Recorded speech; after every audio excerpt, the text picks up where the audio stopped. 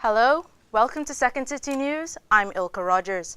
In the program today, we'll just be concentrating on the general election and what the results mean for Birmingham. We'll get some reaction from the streets.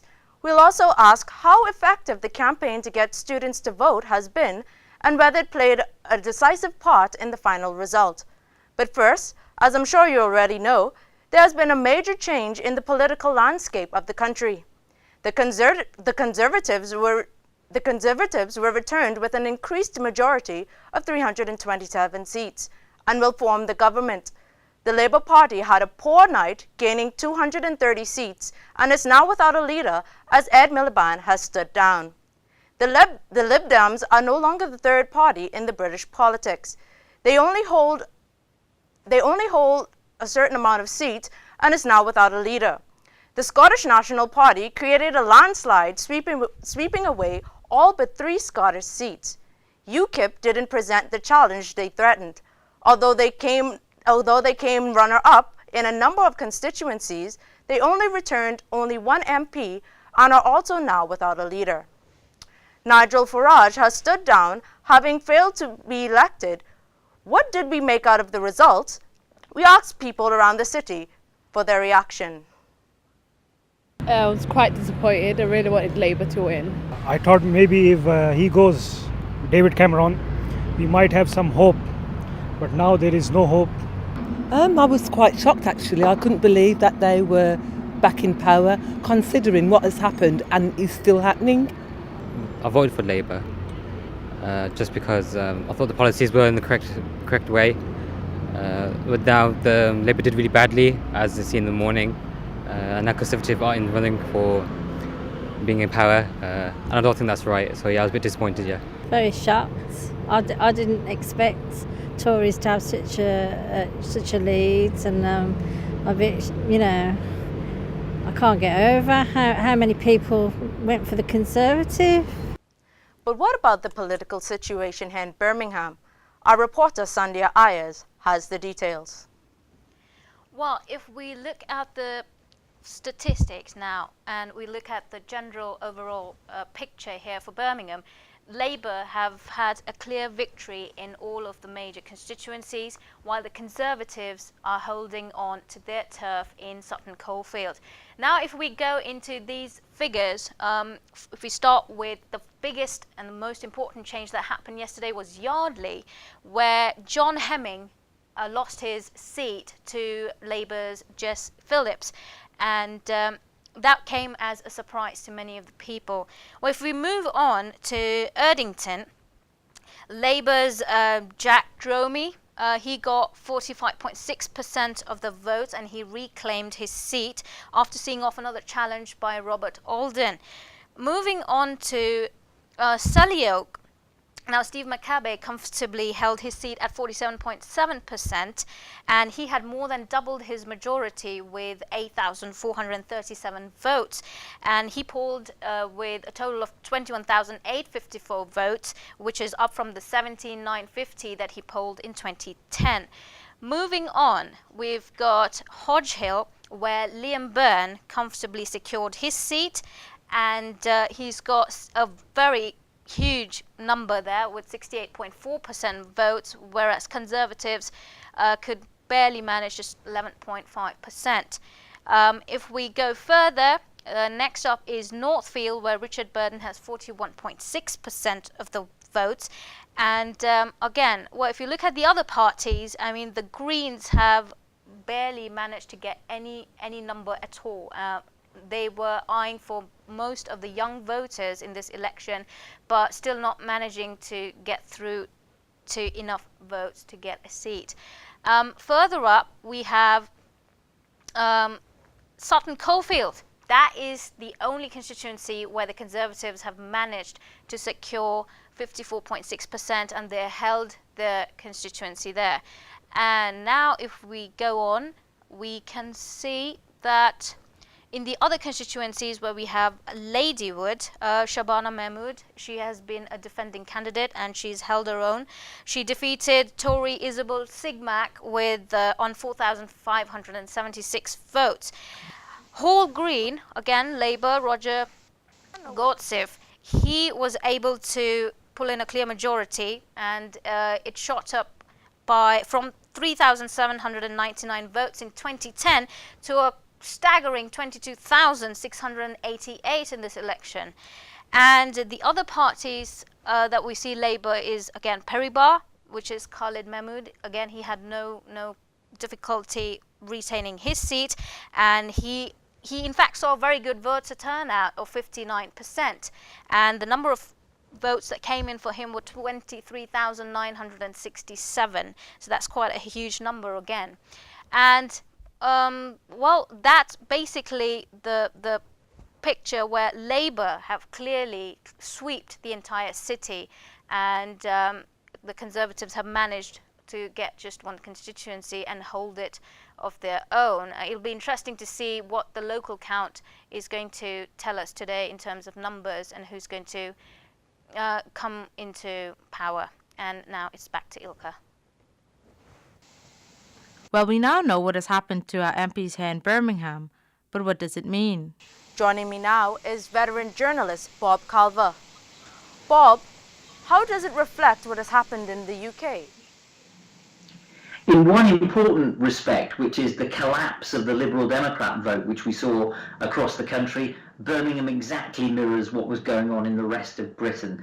We saw John Hemming lose his Yardley seat to Jess Phillips of Labour, and in Solihull, Lorelei Burt, another Liberal Democrat MP, lost out to the Conservatives. It wasn't just those defeats, though, it was what was happening to the Liberal Democrat vote in the rest of the Birmingham constituencies. We saw double-digit drops in terms of their share of the votes cast yesterday. It really was a dramatic collapse of the Liberal Democrat position.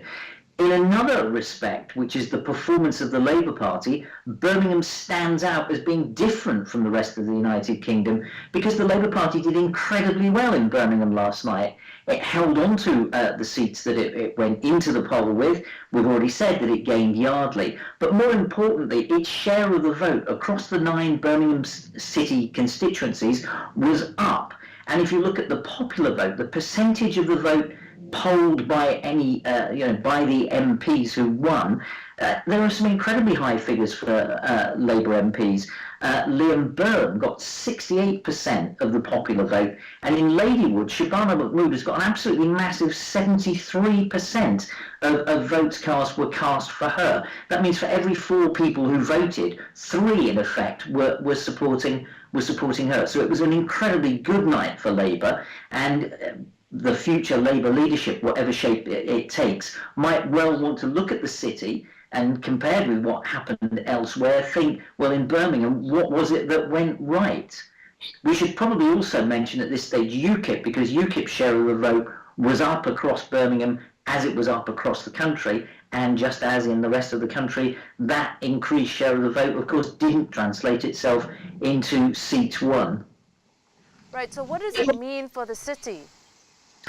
We'll see this afternoon what happens in terms of the outcome of the city council election results, but we could well be in a position where these Labour MPs who have been returned will be working alongside a Labour city council administration, and that leaves you wondering who then is the voice in London, the voice at the top table speaking up for the city.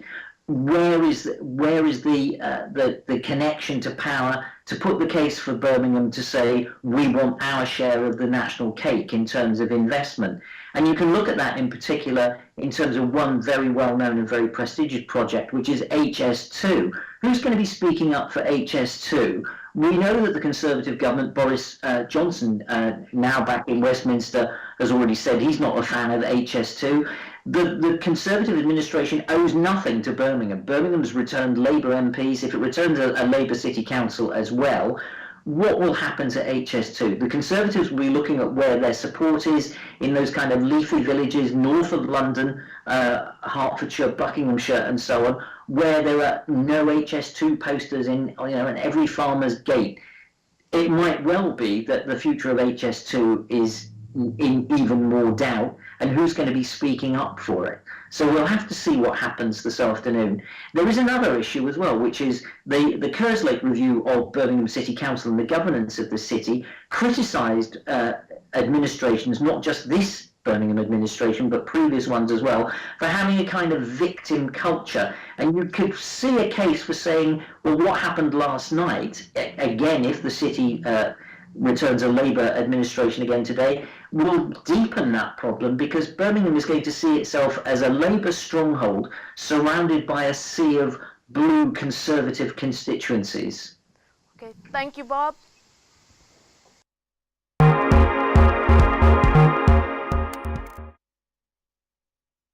One of the talking points in the run-up to the elections was the youth vote.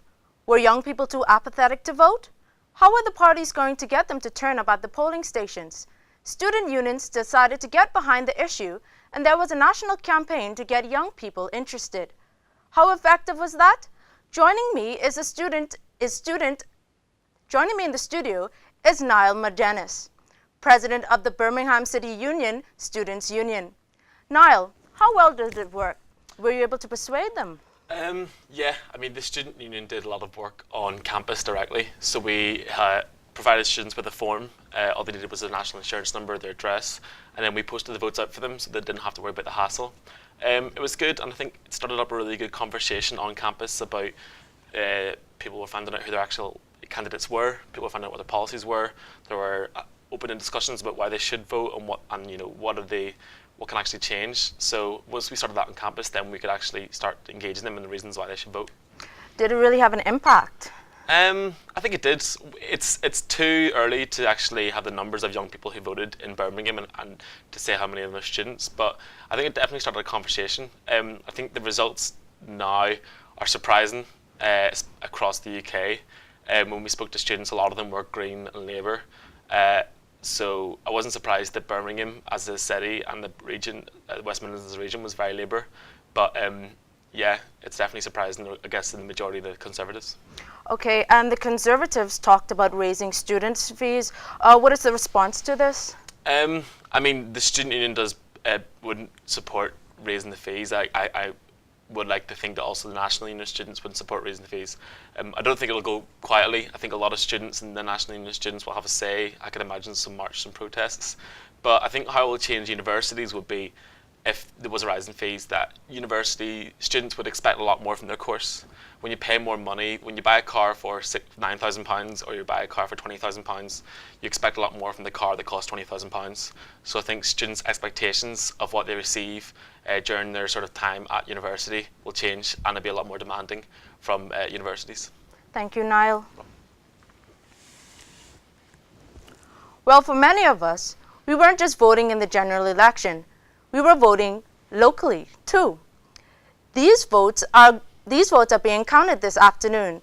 We asked you what hopes were there locally. Conservatives will have a look at the other electorates and take on board what some of them would like to have implemented, because maybe that will make things a little bit better. I think that whoever can make a bigger difference should win the local count. I think in previous years the local count hasn't done as well as it could have done, so I think they could do much better. Yeah. To be honest, I'm not too sure what the local count is, but I've lived in Birmingham all my life, and I can only wish good fortune and prosperity for the city. I don't know. I just hope that they can work with the community and make Birmingham a better place. Joining me is our reporter, Jingxi Wang. Jingxi, what issues should we look out for in this upcoming election? Well, according to the Chamberlain files, there are tendencies to watch which has been made more unpredictable by Rest of UK. They are more likely to win in Shard End, where Ian Roden will be running. And in Elkers Green, Labour cabinet member Stuart Stacey will be up against Lib Dem councillor Penny Wang. Meanwhile, another Labour candidate is expected to win in the Hartburn. And in Edgbaston, the Labour candidate this time is Tom Giddy. King's Standing is probably UKIP's second best chance of gaining the seat in Birmingham after Shard End. Pete Griffiths from Labour Party at King's Norton is standing for re-election against former Tory councillors Barbary Wood and UKIP's Timothy plum. In Longbridge, Andy Cartwright for Labour is standing for re-election against Conservative and UK. In City Oak, Bridget James has whopping 1,212 majority in 2011, but will have looked nervously at last year's result, which saw Labour scrap through against Lib Dem by 75 votes, which Nawaz Ali, who is from Labour Party, is up against former Lib Dem councillor Daphne Gave, this time as South Yardley. And Paribas should be noted that Labour has been sweeping at Lib Dem Hill here and having lost by 155 voters last year. Thank you, Jingxi. Well, those results will be known later this afternoon. But that's it for Second City News today. A quick look at the weather. It's overcast with some rain today, staying the same way tomorrow. The best of the weekend will be Sunday with top temperatures of 16 degrees. Have a good weekend. Thanks for watching. From the news team, goodbye.